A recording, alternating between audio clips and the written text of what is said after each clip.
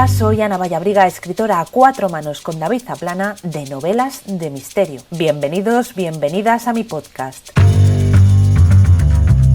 En cada programa charlaré con escritores, escritoras y con profesionales relacionados con el libro y la literatura. Espero que estas conversaciones te resulten inspiradoras, educativas o sorprendentes. Y recuerda que un mal día siempre lo puedes convertir en un día de libros. Pronunciamos el nombre de Shakespeare y pensamos en diálogos ingeniosos, en grandes pasiones y en una de las figuras más importantes de la literatura universal. Fue un hombre con indudable talento que nació en el momento adecuado para que su obra floreciera y triunfara. Hoy, en un día de libros, me he propuesto acercarnos a la figura y la obra de William Shakespeare. Natalia Carvajosa es doctora en filología inglesa. Como investigadora ha trabajado en el teatro de Shakespeare. Además, es profesora de inglés de la Universidad Politécnica de Cartagena, poeta y traductora. Y mi amiga, aclaro. Así que cuando pensé en abordar la figura de Shakespeare, no tuve ninguna duda, porque sabía que Natalia había realizado su tesis doctoral sobre la figura de Shakespeare. Bienvenida, Natalia. Muchas gracias, Ana. Buenos días. Bueno, vamos a entrar en harina. Oímos mucho hablar de la obra de Shakespeare, pero ¿qué se sabe de la vida privada de Shakespeare? Bueno, tenemos datos registrados. Sabemos que nace en 1564 y en Stratford-upon-Avon, una ciudad del centro de Inglaterra, dedicada a la agricultura y al comercio. Se conserva su partida de bautismo. Su padre era un comerciante tenía negocios que tenían que ver con la piel, la fabricación de guantes. También progresivamente fue comprando tierras y incluso entrando en la política local, pero también tuvo épocas de deudas y casi bancarrota, lo cual era bastante común en la época. Sabemos que muy probablemente Shakespeare acudió a la escuela eran unas escuelas llamadas grammar schools, escuelas de gramática solo para niños, donde se estudiaba hasta los 14 años en un sistema de enseñanza muy riguroso, basado en el latín, en la memorización y el recitado de textos antiguos. Los alumnos aprendían oratoria, aprendían a componer en latín, que era todavía la lengua de cultura. Se casa a los 18 años con la que después fue su mujer el resto de su vida, Anne Hathaway. Ella era 8 años mayor. Tienen una niña a los pocos meses de casados y después unos gemelos, y ya se pierde ahí la pista y hay como casi 10 años oscuros en los que lo que se supone, lo que se especula es que Shakespeare se une a una compañía de cómicos ambulantes que pasara por allí. Termina en Londres, aterriza con ellos en Londres y se asienta allí, y ya hacia entre 1592 y 1594 volvemos a tener noticias de él. Ya se sabe que es un autor que trabaja como actor secundario en una compañía teatral, y también es autor de las obras que va presentando esta compañía. Realiza visitas puntuales a Stratford-upon-Avon y además va adquiriendo allí propiedades conforme va ganando más dinero con los beneficios de su actividad teatral, y más o menos 20 años después de estar en Londres regresa a su ciudad natal. Vuelve con su mujer, con sus hijos, con sus nietos, a vivir unos años en la casa familiar hasta su muerte. Eso es lo que se sabe. O sea, que se une a la farándula, deja a la familia y a los hijos, sí, señor. Llega no sé cuántos años después Sí. Y a seguir la vida. Sí, pero lo que es muy curioso, Ana, es que nunca deja de tener en mente esa vuelta. Es decir, no se asienta en Londres, no se compra allí una casa, siempre vive de alquiler y siempre tiene la vista puesta en volver. Y también es llamativo que para ser un autor en cuyas obras pues salen paisajes y lugares del mundo entero, realmente viajó muy poco. No se movió de esa zona entre Stratford y Londres. Qué interesante. Me gustaría que profundizaras un poco más en el momento histórico en el que él vivió. Decías que su padre ganó mucho dinero, se arruinó y que esto era común en esa época. Sí, lo que quiero decir es que eran comunes estos golpes de fortuna, ¿eh? Tienes que pensar en que todo era mucho más, a pesar del momento en el que nos encontramos, mucho más incierto que ahora. Por ejemplo, al poco de la llegada de Shakespeare a Londres, hay un episodio de peste, que era muy común, de un par de años en los que los teatros están cerrados. Años que él aprovecha para escribir dos obras en verso, narrativas, de tema mitológico que se llaman el rapto la violación de Lucrecia y Venus y Adonis, que le granjean digamos, el respeto de la clase culta, porque no hay que olvidar que el teatro, aunque tenemos a Shakespeare como un icono cultural, pero él escribe para las clases populares. El teatro era un género eminentemente popular. Y bueno, la época en la que vive, la verdad es que es apasionante. En el poder está la reina Isabel I de la dinastía Tudor, hija de Enrique VIII, intentando pacificar todas las revueltas religiosas que surgían en este momento. Los puritanos siempre estaban ahí al pie del cañón intentando cerrar los teatros a toda costa. Y también son los años de los grandes viajes, los descubrimientos. Es muy importante señalar que ya la imprenta funciona con asiduidad, porque es fundamental saber que ya los libros se imprimían, y también es la época en la que se forman las grandes naciones-estado. Se reivindican las lenguas vernáculas, en este caso el inglés adquiere la madurez expresiva necesaria, a pesar de que, como he dicho antes, en las escuelas la lengua de cultura sigue siendo el latín. Esto también es muy interesante porque Shakespeare, lo mismo que Cervantes, no acude a la universidad, no es un autor que salga de una institución universitaria, y sin embargo tenía una formación clásica bastante sólida. Si algo saben hacer bien los ingleses es venderse. Por ejemplo, me llama a mí la atención el caso de Amundsen, que fue el pionero en el Polo Sur, pero Scott ha pasado a la historia como un héroe, a pesar de que se ha demostrado que era un incompetente y un Sí, soberbio, que me perdonen los ingleses que nos están escuchando. no, tienes Dicho toda la esto, razón. ¿qué hay de grandeza en la obra de Shakespeare y qué hay de marketing? Bueno, la grandeza reside en el hecho de que, aunque esto es muy general, ¿no? Podría ser asimilable a todos los grandes autores, pero es absolutamente cierto. Shakespeare en sus obras no aporta ningún tema original. Casi prácticamente todas sus tramas, sus personajes vienen de obras anteriores, de temas que estaban de moda, pero les da una dimensión muchísimo mayor. Ahí aparecen todas las pasiones humanas desde todos los ángulos de vista posibles, y además con un uso del lenguaje que en parte es mérito suyo, por supuesto, pero también del momento. Digamos que Shakespeare nace en el momento y en el lugar adecuados.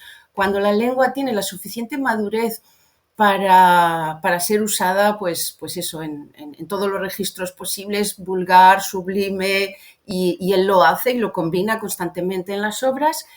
Y además en las obras de Shakespeare hay una grandeza de vocabulario inmensa. Prácticamente todos los saberes de la época, los oficios, la naturaleza, el lenguaje jurídico, artístico, todo está ahí. Y es un momento único. No es él el único que lo aprovecha, hay otros autores, pero bueno, es el que lo hace con más arte, eso es cierto. Porque pocos años después de su muerte, definitivamente los puritanos consiguen que se cierren los teatros. En Inglaterra hay una guerra civil, y ya en el siglo siguiente, con la Restauración, el estilo teatral que se impone es el estilo francés, mucho más racionalista, y ya es otra historia. Desaparece definitivamente el teatro isabelino.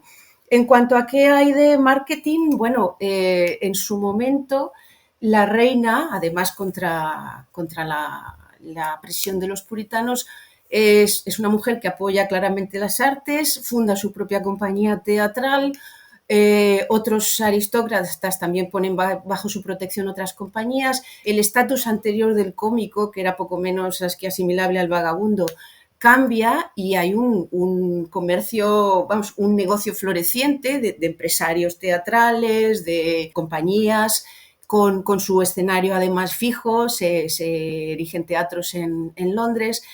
Y todo ese mundo, lo mismo que pasaba en España en la misma época, pues trae unos beneficios económicos considerables. Era la distracción principal. La gente acudía al teatro 6 días a la semana, cada día se escenificaba una obra distinta, todas las compañías necesitaban obras nuevas y los autores de teatro pues tenían que trabajar a destajo, a pesar de que luego tampoco eran los grandes beneficiados, porque no tenían el estatus de autores, ¿no? Pero era un sistema de negocio cultural que desde luego funcionaba. ¿Cómo eran esos teatros? Bueno, pues había de dos clases, los más habituales eran al aire libre, construcciones muy austeras. En Londres, el teatro en el que principalmente trabajó Shakespeare, el Globo, The Globe, que se quemó por completo en un incendio, está reconstruido.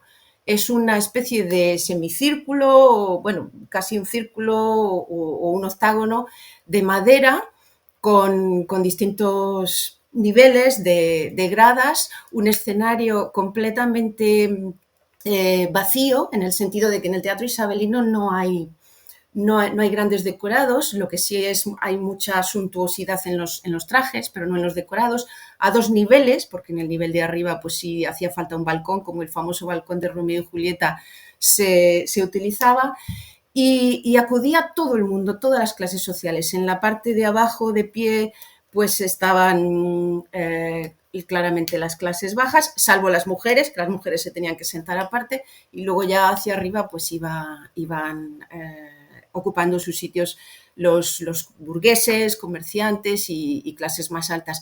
La película de Shakespeare in Love, Shakespeare enamorado, aunque la historia que cuenta es ficticia, pero enseña muy bien cuál era ese ambiente, cómo eran los teatros, cómo iban los ensayos, quién ponía el dinero, quiénes eran los empresarios de la época, etcétera. Lo ilustra pues, de una manera muy certera. Me interesa que nos hables de esos puritanos que se empeñaban en cerrar teatros. Sí, vamos a ver, la reina Isabel primera se caracteriza por un gran pragmatismo en cuanto a las luchas de religión. En Inglaterra había permeado el protestantismo, como en el resto de Europa. Su padre, Enrique VIII, había provocado el cisma con la Iglesia de Roma, ¿no? Pero para erigirse él como cabeza de la Iglesia. La Iglesia anglicana siempre ha sido una cosa un poco aparte, tanto del catolicismo como del protestantismo. Como siempre, los ingleses tienen sus excepciones en todo. Pero las sectas calvinistas, protestantes, pues estaban intentando a toda costa cobrar más auge y tener una incidencia en la vida pública. Entonces, el teatro era considerado pues un antro de perversidad, de relajación de las costumbres, que atentaba contra la moral. Y además había una razón práctica, porque las obras de teatro empezaban temprano, claro, se hacía de noche relativamente temprano. He hablado solo de los teatros al aire libre, pero luego, poco a poco luego se fueron construyendo también algunos techados. Y muchos aprendices, gente de diversos oficios, dejaba a medio terminar lo que estuviera haciendo para irse al teatro. Entonces había un problema también de absentismo laboral. Y, y la reina no dio su brazo a torcer, consiguió mantener y hacer que el teatro siguiera vivo. Su sucesor, Jacobo I de Escocia, que ya es una casa real distinta, la casa Estuardo, pero también es un gran amante del teatro y consigue continuar, pero ya hacia el final de su reinado, y ya digo que en un momento dado hubo a partir de Jacobo, de Jacobo no, de su sucesor, de Carlos, una guerra civil que ganaron los puritanos con Oliver Cromwell a la cabeza, pues consiguen cerrar los teatros definitivamente. Pero centrémonos en la obra de Shakespeare. Todavía no hemos llegado a ese momento histórico, ni llegaremos en este programa. Haciendo un brevísimo resumen, ¿cómo podríamos agrupar la obra de Shakespeare?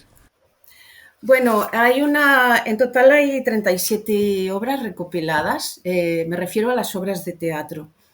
Que por cierto, él no publicó una sola obra en vida. Fue su propia compañía, unos años después de su muerte, la que, viendo probablemente también ahí un posible negocio editorial, pues recopiló las distintas versiones que circulaban y publicó la primera edición de sus obras. Se pueden clasificar por orden cronológico, pero yo personalmente pienso que es más sencillo aludir a ellas por temas. Y claramente pues están las grandes tragedias conocidas por todo el mundo, aunque no se hayan visto representaciones, empezando por Romeo y Julieta, que es una tragedia muy temprana, y luego las cuatro grandes, Hamlet, Macbeth, El Rey Lear y Otelo. Están las comedias puras me refiero a que tienen todas las características de la comedia, pues como puedan ser la comedia de los errores, la fierecilla domada, los caballeros de Verona, y ya más conocidas quizá como Gustéis, El sueño de una noche de verano, Noche de Reyes, Mucho ruido y pocas nueces.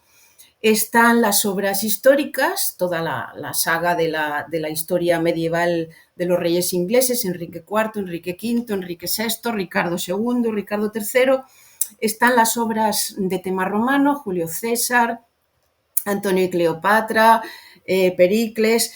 Y luego hay una serie de obras que no tienen una clasificación clara, se han llamado tragicomedias porque tienen elementos de las dos cosas, o también comedias romance, y entre estas pues las más destacadas son El sueño de invierno y La tempestad, y también, bueno, Medida por medida y algunas otras. Y luego sí que quería destacar también que es una muy importante en la obra de Shakespeare, en su trayectoria, sus sonetos, que tiene una colección de sonetos que son mucho más, a ver, no son biográficos, pero sí nos hablan de un Shakespeare mucho más íntimo que las obras, y que están dedicados a dos personajes distintos. Son sonetos de amor, y están dedicados más de la mitad a un misterioso caballero joven, aristócrata, y en menor medida a una misteriosa dama morena, de los cuales no se sabe nada. Ni uno a su mujer, por lo que veo.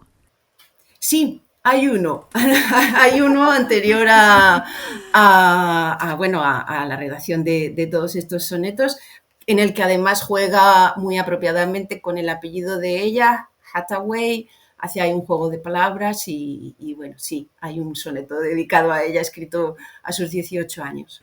Por lo que veo, estos sonetos todavía dan más pie a la especulación sobre la vida de Shakespeare. Incluso se ha llegado a decir que eran varias personas.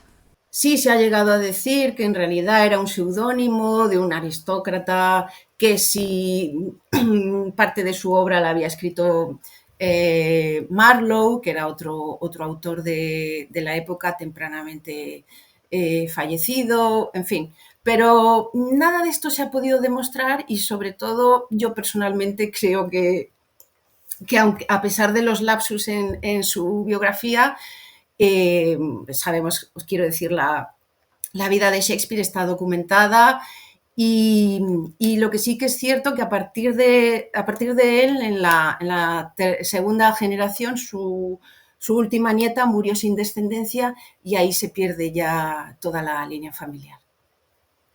Vaya, bueno, por lo menos nos queda su legado literario. Sí, sí. ¿Cuáles serían las obras más adecuadas según tu criterio para iniciarse en la obra de Shakespeare?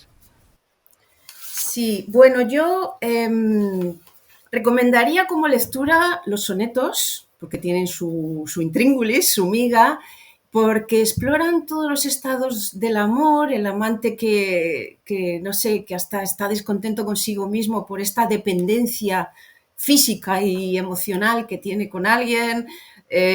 Bueno, se pasa por todas las características, y además tenemos que entender la palabra realismo como se entendía entonces, ¿no? No como ahora, pero es verdad que no son sonetos de personajes idealizados. Hay mucha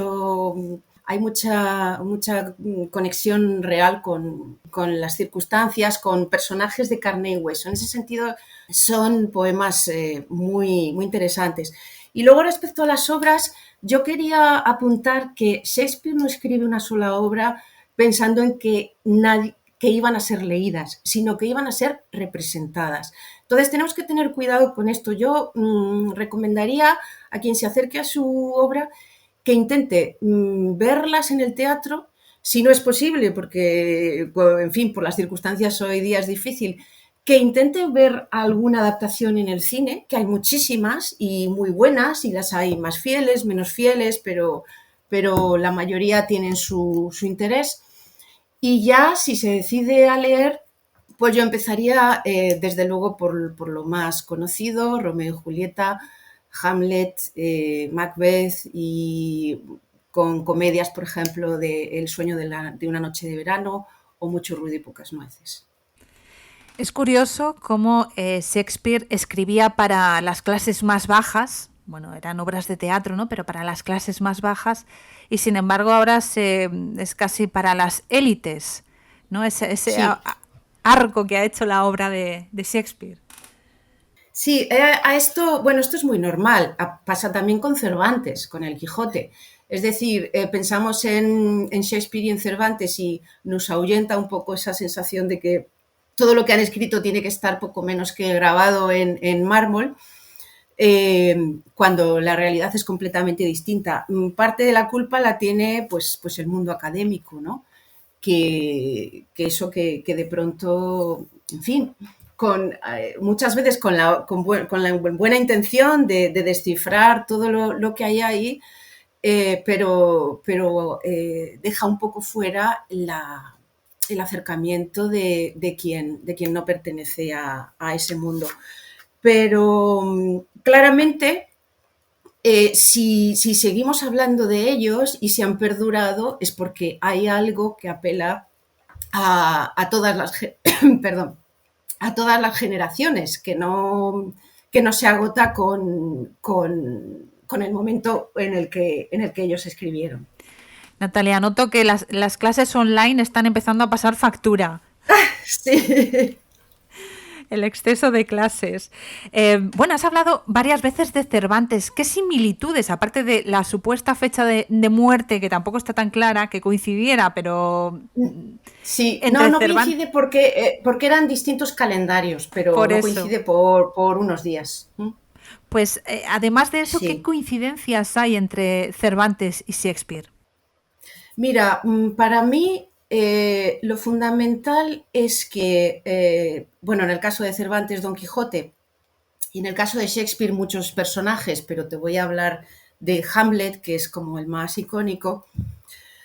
Lo fundamental es que los héroes que ellos nos ofrecen son héroes modernos, en el sentido de que son antihéroes. Es decir, Cervantes toma la novela de caballerías, donde los héroes son arquetípicos, son de una pieza, y nos presenta a un caballero completamente fallido. Hamlet es un antihéroe en el sentido de que no reproduce ese patrón de las tragedias de venganza, ¿no? De que han matado a mi padre y ahora me toca vengarme, sino que duda, primero porque ve la inutilidad de ese comportamiento, y en segundo lugar porque tiene ya eso, una mente, lo que hoy diríamos, moderna hacia el mundo. Es casi un personaje existencialista. Se pregunta por las cosas. Cuando dice ser o no ser, en realidad está diciendo si merece la pena vivir. Se siente completamente inadaptado, desacomodado respecto al ambiente que le rodea, y es tremendamente moderno. Es decir, los espectadores contemporáneos a Shakespeare pues lo estarían viendo y estarían disfrutando en un plano, ¿no?, de la obra, de lo que estaba ocurriendo allí, pero los espectadores de finales del 20 y principios del 21, pues resulta que nos llega de otra manera y nos llega con absoluta vigencia. ¿En qué momento se revitaliza la obra de Shakespeare o se le da el valor que tiene hoy en día? Bueno, es muy curioso porque esto también es especulativo, pero a mí me convence, más o menos. Lo leí al poco de el último aniversario que ha habido de Shakespeare y Cervantes. Decía que normalmente se dice que Cervantes llevó una vida, y es verdad, mucho menos satisfactoria, y con muchas injusticias hacia su persona, mientras que a Shakespeare le fue relativamente bien, bastante bien. Y sin embargo, Cervantes parece ser que murió sabiendo, teniendo ya noción de que lo que había hecho iba a perdurar, y Shakespeare no. Shakespeare aparentemente murió, bueno, pues había cumplido su ciclo vital, su vida artística y ya está. Eh, es como digo, después de su muerte, cuando se publican sus obras, luego tenemos este parón del cierre de los teatros y tal, pero ya inmediatamente a partir del siglo siguiente, el siglo XVII, empieza a, empieza a ser valorado y nunca llega a decaer.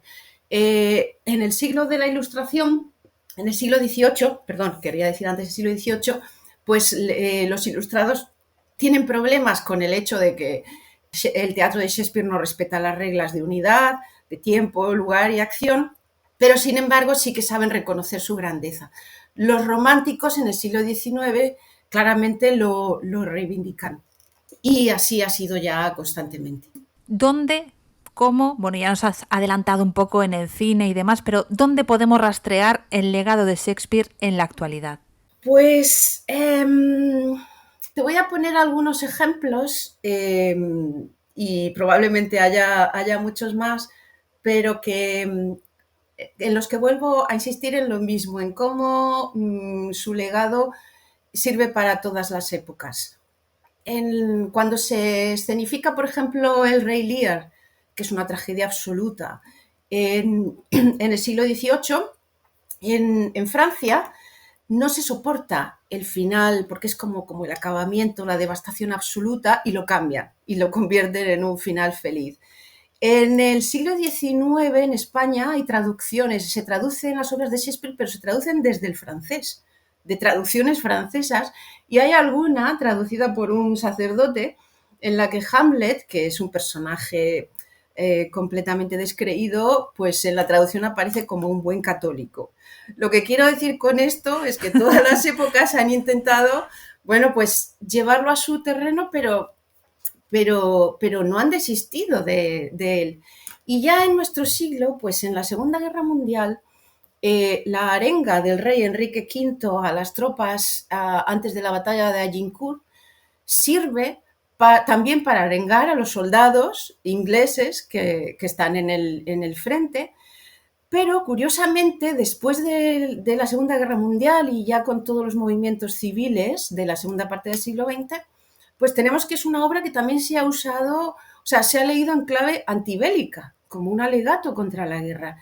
Y, y por ejemplo, en La Tempestad tenemos, es la típica historia del salvaje, que es un personaje que se llama Caliban, que es un juego de palabras con caníbal, ¿no? Es la época de los descubrimientos y es en principio el personaje negativo frente al positivo, que es Próspero, que sería el que encarna los valores del colonizador inglés, pero sin embargo hoy día se lee al revés, se lee en muchos sentidos, o no está tan claro, digamos, quién es el bueno y quién es el malo. Y todo esto no es que la gente se lo invente, es que los parlamentos, las escenas, lo que dicen los personajes, da pie a todo esto, da pie a poder interpretarlo de múltiples maneras, ¿no? O por lo menos en la complejidad y la contradicción que supone la condición humana.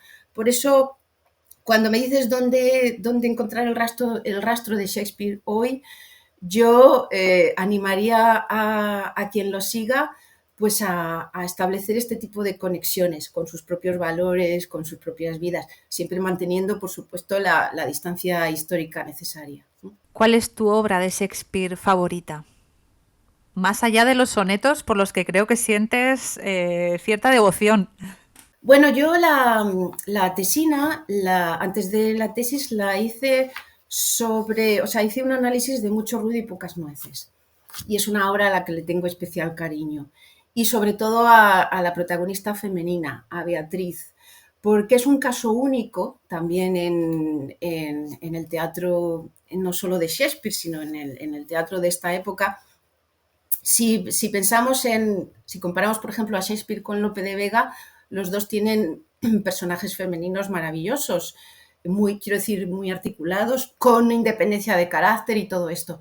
Pero Beatriz es el personaje que más claramente muestra su independencia emocional, que no se deja atrapar por las trampas románticas de lo que se espera de ella como mujer, que tiene voz propia, que tiene criterio, etc. Y eso siempre me ha parecido muy, muy atractivo. ¿Y eso no fue criticado en su momento? Pues, ¿sabes qué pasa? Que predominaba el tono general. Entonces, hay una serie de equívocos en esa obra. Beatriz tiene su contrapartida, que es Benedicto, que es con quien tú sabes que va a terminar, pero ese rifirrafe, esa lucha verbal que termina siendo entre iguales, se veía como algo cómico.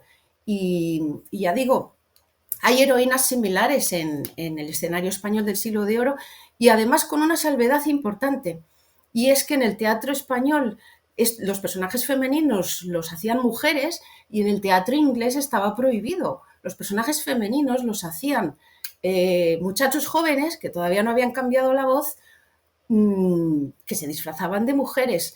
Y ya el colmo de rizar el rizo es cuando, que esto es un recurso muy común, las heroínas del teatro de Shakespeare, no Beatriz, que ella sale vestida de mujer, pero en otras obras las mujeres cuando quieren conseguir algo que no pueden como mujer se disfrazan de hombre. Entonces imagínate en escena un actor que hace de mujer que está vestida de hombre. Los equívocos visuales y dentro del propio texto Shakespeare los explota todo el tiempo, a los que eso podía dar lugar. Muy interesante. Bueno, Shakespeare la verdad es que no tiene fin, ¿no? No, eso es lo bueno, que nos puede acompañar todo el tiempo que queramos. Natalia, ¿en qué estás trabajando ahora? ¿Qué estás haciendo? Bueno, pues curiosamente, después de muchos años y de muchas cosas, estoy volviendo al teatro. No al teatro de Shakespeare, sino al teatro de T.S. Eliot. Estoy en un proyecto de investigación con otros compañeros de distintas universidades españolas para traducir todas las obras que Eliot escribió entre los años 30 y 50 del siglo XX, y que es un teatro en verso. Y entonces él pretendía, y su modelo es Shakespeare, desde luego, pretendía llevar al mundo burgués un teatro un poco, digamos, comedia de salón, más o menos realista, pero en verso, como antiguamente, sabiendo, y era muy consciente de que la gente ya no estaba familiarizada con el verso. Esto tenemos que pensarlo también, que en Shakespeare en sus obras alterna prosa y verso, pero digamos que las escenas icónicas, las que han trascendido, suelen ser en verso, mayoritariamente, y el público del teatro isabelino no le chirriaba en absoluto, no le chocaba, estaba completamente acostumbrado a escuchar una obra en verso, cosa que en el tiempo de Eliot pues es diferente, era bastante diferente. Bueno, igual tenemos que volver a emplazarnos para hablar sobre T.S. Eliot. Bueno, no lo descarto. Yo te llamo te aviso cuando esté publicado, que va a ser en 2 volúmenes, toda esta obra, y ya lo comentamos. Genial, me parece estupendo. Muy bien, Natalia, pues muchísimas gracias por haberte pasado por aquí y haber compartido conmigo este día de libros. Muchas gracias. Muchas gracias a ti. Si el podcast te ha gustado, me encantará que lo compartas en redes, que le des a me gusta, que dejes tus comentarios o que te suscribas a mi canal. Te espero próximamente en un nuevo capítulo de Un Día de Libros.